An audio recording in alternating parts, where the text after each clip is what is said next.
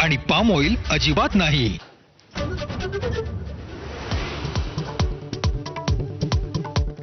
अमेरिकेचे राष्ट्राध्यक्ष Donald Trump गोळीबाराच्या घटनेतून थोडक्यात बचावले. व्हाईट हाऊसच्या माध्यम प्रतिनिधींच्या डिनरमध्ये गोळीबार. रिपब्लिकन नेत्यांना गेल्या काही वर्षांपासून लक्ष्य केलं जात आहे. ट्रम्प यांची प्रतिक्रिया.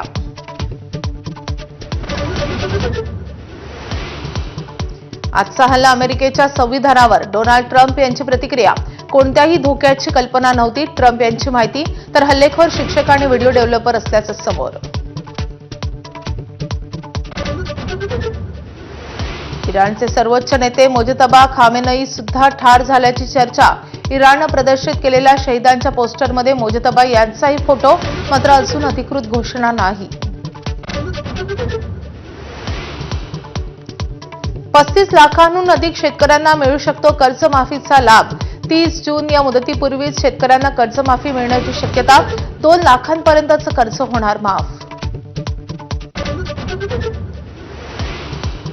भोंदू अशोक खरातला 6व्या गुन्ह्यात 14 दिवसांची न्यायालयीन कोठडी. 7व्या गुन्ह्यात एसआयटी स्वतंत्रपणे ताबा घेणार.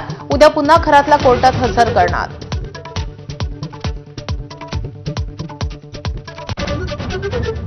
अशोक खरात प्रकरणात अडकलेल्या महसूलच्या अधिकाऱ्यांना बडतर्फ करणार.